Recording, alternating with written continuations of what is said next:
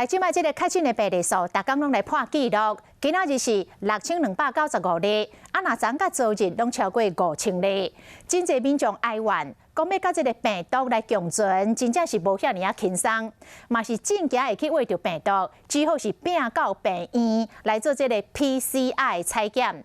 讲为2时到暗时，伫病院咧排队等要采检的人潮是排甲长落落。台北市甲新北市的病院用要防钱甲壁。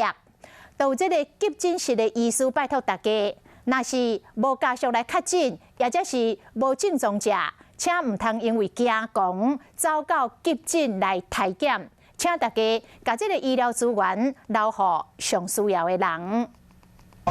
证据整个乱架了呢。这个没有办法。因为甲出入口挡掉咧，排队的动线重新调整，引起民众不满。家人火车头前的快台站有真侪人咧排队，不过坐车游客嘛袂少，场面真混乱。是在户外哦，难免的啦。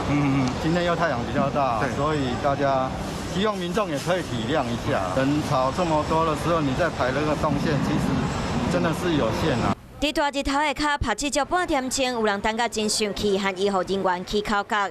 类似排队场景嘛出现伫各病院的急诊室外口，自透早到暗时拢是人。医生讲排队民众怨叹讲和病毒共存无遮轻松。嘛有医生讲，双北的病院拢是人，各县市应该拢差不多，影响到急重症病人的救治。民众嘛有群聚感染的风险，呼吁无症头和无亲人确诊，莫来急诊体检。医生邱光武就讲，有确诊的病人无等 PCR 的结果，嘛无看健保快易通的 APP， 就走来同岁门诊。伊嘛提醒，无确定敢有挖着病毒的人想要体检，啊去急诊的园区无应该去离区的门诊，啊无会影响到候诊的人。大家应该要尽快的完整接种疫苗。中央呢也应该加速让家用快筛试剂能够普及，大家都能够很容易的取得以及使用快筛试剂。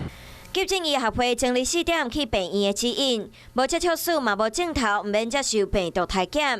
如果有症头，就用家用快筛自我检测；有接触史或者是接受抗力隔离，无症头，就用家用快筛。若是如果有症头或者是家用快筛使用性，都照主管机关建议的交通方式到社区体检站做 PCR 采检。急诊就留予有严重症头的人。